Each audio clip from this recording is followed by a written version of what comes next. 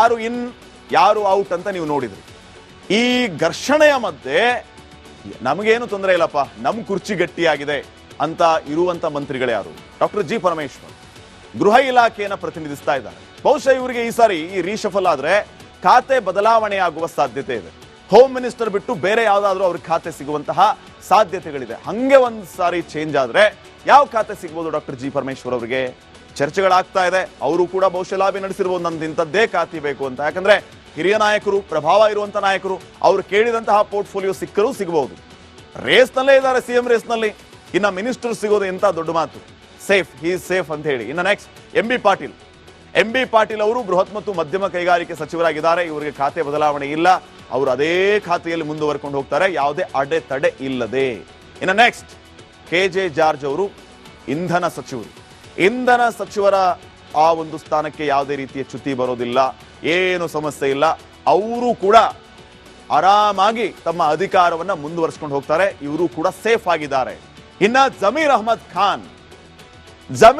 ಖಾನ್ ಅವರಿಗೆ ವಸತಿ ಹಾಗೂ ವಕ್ಫ್ ಜವಾಬ್ದಾರಿಯನ್ನ ಕೊಡಲಾಗಿದೆ. ಅದನ್ನ ಅವರು ನಿಭಾಯಿಸ್ಕೊಂಡು ಹೋಗ್ತಾ ಇದ್ದಾರೆ. ಅವ್ರಿಗೂ ಕೂಡ ಏನು ತೊಂದರೆ ಕೊಡೋದು ಬೇಡ. ಬೇರೆ ಬೇರೆ ಕಾರಣಗಳಿರ್ಬೋದು. ಜಮೀರ್ ಅಹಮದ್ ಖಾನ್ ಹಾಗೇನೆ ಆ ಕಡೆ ರಹೀಂ ಖಾನ್ ಇದ್ರು. ಅವರಿಗೆ ಗೇಟ್ ಪಾಸ್ ಕೊಟ್ರೆ ಆ ಮುಸ್ಲಿಂ ಸಮುದಾಯವನ್ನ ಪ್ರತಿನಿಧಿಸುವಂತಹ ಒಬ್ರು ಬೇಕಲ್ಲ ಪೋರ್ಟ್ಫೋಲಿಯೋದಲ್ಲಿ, ಕ್ಯಾಬಿನೆಟ್ ನಲ್ಲಿ. ಹಿಂಗಾಗಿ ಜಮೀರ್ ಅಹಮದ್ ಖಾನ್ ಅವರಿಗೆ ಯಾವುದೇ ರೀತಿಯ ತೊಂದರೆ ಇಲ್ಲ, ಅವರು ಮುಂದುವರ್ಕೊಂಡು ಹೋಗ್ತಾರೆ.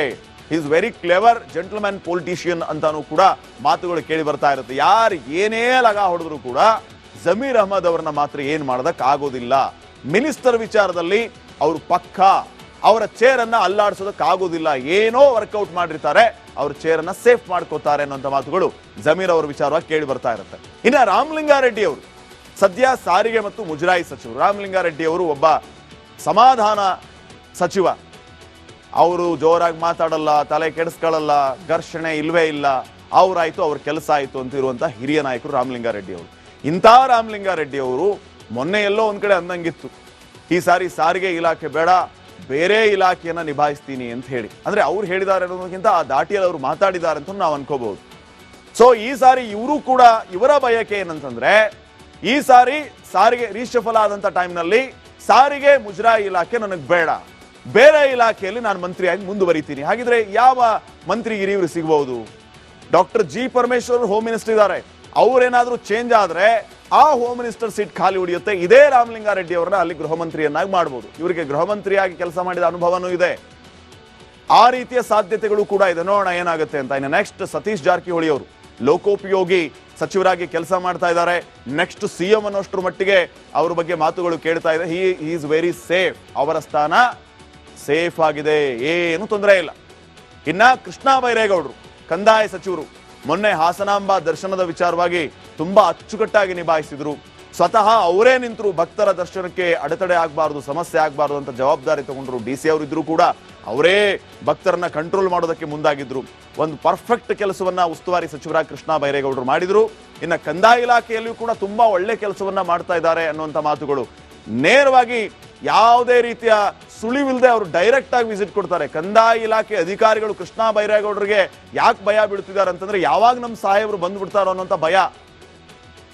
ಅಲ್ಲಿ ಇಲ್ಲಿ ಅಂತ ಅಲ್ಲ, ಒಂದು ತಾಲೂಕಾ ಆಫೀಸ್ಗೆ ಎಂಟ್ರಿ ಕೊಟ್ಬಿಡ್ತಾರೆ ದಿಢೀರ್ ಅಂತ, ತಗೊಂಬರ್ರಿ ಫೈಲು ಅಂತಾರೆ. ಕೃಷ್ಣ ಬೈರೇಗೌಡರು ಎಂಟ್ರಿ ಕೊಟ್ರೆ ಅಲ್ಲಿ ಅಧಿಕಾರಿಗಳ ಗಡಗಡ.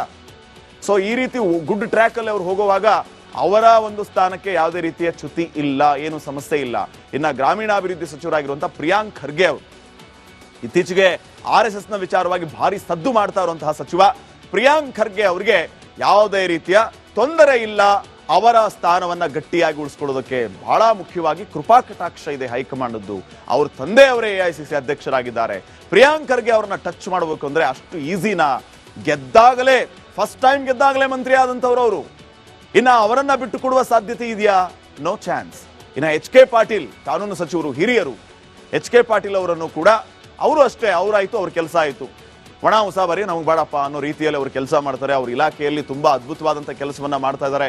ಸರ್ಕಾರವನ್ನು ಅಚ್ಚುಕಟ್ಟಾಗಿ ಪ್ರತಿನಿಧಿಸ್ತಾ ಇದ್ದಾರೆ HK ಪಾಟೀಲ್ ಅವರು. ಹಿಂಗಾಗಿ ಅವರ ಇಲಾಖೆಯಿಂದ ನಮಗೇನು ತೊಂದರೆ ಇಲ್ಲ, ಮುಂದುವರ್ಕೊಂಡು ಹೋಗ್ಲಿ. HK ಪಾಟೀಲ್ ಅವರು ಸ್ಥಾನವೂ ಕೂಡ ಸೇಫ್ ಆಗಿದೆ. ಇನ್ನ ಚಲುವರಾಯಸ್ವಾಮಿಯವರು, ಇವ್ರಿಗೂ ಕೂಡ ಯಾವುದೇ ರೀತಿಯ ಸಮಸ್ಯೆ ಇಲ್ಲ. ಕೃಷಿ ಸಚಿವರಾಗಿ ಇವರು ಮುಂದುವರಿತಾರೆ. ಈಶ್ವರ್ ಖಂಡ್ರೆ ಅವರು ಅರಣ್ಯ ಸಚಿವರಾಗಿ ಕೆಲಸಗಳನ್ನ ಮಾಡ್ತಾ ಇದ್ದಾರೆ. ಅವರು ಸಚಿವರಾದ ನಂತರ ಆ ಅರಣ್ಯ ಇಲಾಖೆಯಲ್ಲಿ ಎದುರಿಸಿದ ಹಲವು ಸವಾಲುಗಳನ್ನ ಈಸಿಯಾಗಿ ಅವರು ಕ್ಲಿಯರ್ ಮಾಡ್ತಾ ಬರ್ತಾ ಇದ್ದಾರೆ. ಬಹಳ ಮುಖ್ಯವಾಗಿ ಅರಣ್ಯ ಒತ್ತುವರಿ ಅದನ್ನೂ ಕೂಡ ಅವರು ಕ್ಲಿಯರ್ ಮಾಡ್ಕೊಂಡು ಬಂದಿದ್ದಾರೆ. ಹಿಂಗಾಗಿ ಈಶ್ವರ್ ಖಂಡ್ರೆ ಅವರು ಅರಣ್ಯ ಖಾತೆಯನ್ನ ತಮ್ಮದಾಗಿಸಿಕೊಂಡ ಮೇಲೆ ಒಳ್ಳೆ ಸುಧಾರಣೆ ಆಗಿದೆ ಆ ಇಲಾಖೆಯಲ್ಲಿ. ಈ ರೀತಿಯ ಒಂದು ಪಾಸಿಟಿವ್ ಒಪಿನಿಯನ್ ಅವ್ರ ಮೇಲೆ ಇದೆ. ಹಿಂಗಾಗಿ ಅವರು ಸೇಫ್. ಇನ್ನು ಲಕ್ಷ್ಮೀ ಹೆಬ್ಬಾಳ್ಕರ್, ಸಿದ್ದರಾಮಯ್ಯ ಸಂಪುಟದಲ್ಲಿ ಇರುವಂತಹ ಏಕೈಕ ಮಹಿಳಾ ಸಚಿವರಾಗಿರುವಂತಹ ಲಕ್ಷ್ಮೀ ಹೆಬ್ಬಾಳ್ಕರ್ ಕೂಡ ಮಹಿಳಾ ಮತ್ತು ಮಕ್ಕಳ ಕಲ್ಯಾಣ ಇಲಾಖೆಯನ್ನ ಅಚ್ಚುಕಟ್ಟಾಗಿ ನಿಭಾಯಿಸಿಕೊಂಡು ಹೋಗ್ತಾ ಇದ್ದಾರೆ. ಯಾರಿಗೂ ಯಾವುದೇ ರೀತಿಯ ಸಮಸ್ಯೆ ಇಲ್ಲ. ಅವರ ಇಲಾಖೆಯು ಕೂಡ ಈಗಾಗಲೇ ಅಭಿವೃದ್ಧಿ ಪಥದತ್ತ ಸಾಗ್ತಾ ಇದೆ ಅನ್ನುವಂಥ ಮಾತುಗಳಿರೋದ್ರಿಂದ ಲಕ್ಷ್ಮೀ ಹೆಬ್ಬಾಳ್ಕರ್ ಅವರ ಸ್ಥಾನಕ್ಕೂ ಕೂಡ ಯಾವುದೇ ರೀತಿಯ ಸಮಸ್ಯೆ ಇಲ್ಲ. ಅವರು ಅದೇ ಪೋರ್ಟ್ಫೋಲಿಯೋದಲ್ಲಿ ಮುಂದುವರಿತಾರೆ. ಅವರು ಈಗ ಈ ವಿಚಾರಕ್ಕೆ ಸಂಬಂಧಪಟ್ಟಂಗೆ ಹಲವು ಕಡೆ ಮಾತಾಡಿದ್ದಾರೆ. ಹೈಕಮಾಂಡ್ ನಿರ್ಧಾರವೇ ನಮ್ಮ ನಿರ್ಧಾರ. ನಾವು ಕಾಂಗ್ರೆಸ್ಸಿನ ಒಬ್ಬ ಸಾಮಾನ್ಯ ಕಾರ್ಯಕರ್ತೆಯಾಗಿ ಕೆಲಸ ಮಾಡ್ತೀನಿ, ಶಿಸ್ತಿನ ಸಿಪಾಯಿ ಅಂತ ಹೇಳ್ತಾರೆ. ಸೊ ಇವರಿಗೆ ಕೃಪಾ ಕಟಾಕ್ಷ ಇದೆ.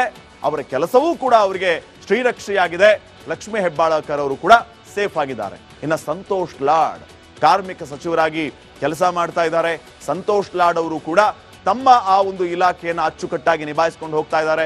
ಕಾರ್ಮಿಕರ ಶ್ರೇಯೋಭಿವೃದ್ಧಿಗಾಗಿ ಇಡೀ ರಾಜ್ಯವನ್ನ ಸುತ್ತಾಡ್ತಾರೆ.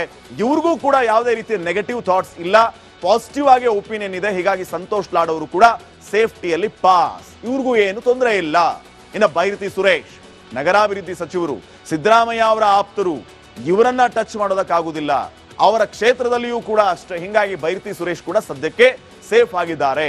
ಇನ್ನು ನೆಕ್ಸ್ಟ್ ಆರೋಗ್ಯ ಸಚಿವರಾಗಿರುವಂತಹ ದಿನೇಶ್ ಗುಂಡೂರಾವ್ ಆರೋಗ್ಯ ಇಲಾಖೆಯನ್ನು ನಿಭಾಯಿಸಿಕೊಂಡು ಹೋಗ್ತಾ ಇದ್ದಾರೆ. ಈ ಹಿಂದೆಯೂ ಕೂಡ ಅವರು ಆರೋಗ್ಯ ಇಲಾಖೆಯನ್ನ ನೋಡಿದಂಥವರು, ಆ ಅನುಭವ ಇರುವಂಥವರು, ಅಚ್ಚುಕಟ್ಟಾಗಿ ಆ ಇಲಾಖೆಯನ್ನು ನಿಭಾಯಿಸಿಕೊಂಡು ಹೋದಂಥವರು, ಅವ್ರಿಗೂ ಕೂಡ ಏನು ತೊಂದರೆ ಇಲ್ಲ. Dinesh Gundu Rao safe minister. ಇನ್ನು ನೆಕ್ಸ್ಟ್ ಎಸ್ ಮಲ್ಲಿಕಾರ್ಜುನ್, ಗಣಿ ಮತ್ತು ತೋಟಗಾರಿಕೆ. ಶಿವಶಂಕರಪ್ಪ ಅವ್ರ ಮಗ ಎಸ್ ಮಲ್ಲಿಕಾರ್ಜುನ್ ಏನು ತೊಂದರೆ ಇಲ್ಲ. ಅವ್ರ ಕೆಲಸನ ನೀಟಾಗಿ ಮಾಡ್ತಾ ಇದ್ದಾರೆ. ಒಬ್ಬ ಪ್ರಭಾವಿ ನಾಯಕ. ಹಿಂಗಾಗಿ ಅವರೂ ಕೂಡ ಸೇಫ್ ಮಂತ್ರಿ. ಅವರ ಸ್ಥಾನಕ್ಕೂ ಕೂಡ ಯಾವುದೇ ರೀತಿಯ ಸಮಸ್ಯೆ ಬರೋದಿಲ್ಲ.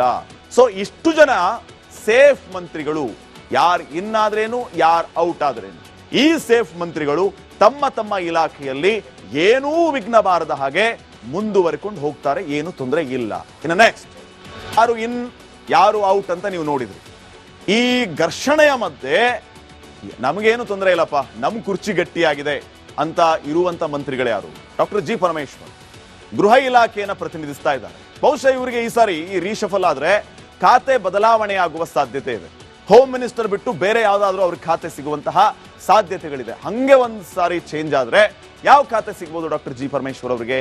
ಚರ್ಚೆಗಳಾಗ್ತಾ ಇದೆ. ಅವರು ಕೂಡ ಬಹುಶಃ ಲಾಬಿ ನಡೆಸಿರ್ಬೋದು, ನಂದು ಇಂಥದ್ದೇ ಖಾತೆ ಬೇಕು ಅಂತ. ಯಾಕಂದ್ರೆ ಹಿರಿಯ ನಾಯಕರು, ಪ್ರಭಾವ ಇರುವಂತ ನಾಯಕರು, ಅವ್ರು ಕೇಳಿದಂತಹ ಪೋರ್ಟ್ಫೋಲಿಯೋ ಸಿಕ್ಕರೂ ರೇಸ್ನಲ್ಲೇ ಇದ್ದಾರೆ, ಸಿಎಂ ರೇಸ್ನಲ್ಲಿ. ಇನ್ನ ಮಿನಿಸ್ಟರ್ ಸಿಗೋದು ಎಂತ ದೊಡ್ಡ ಮಾತು.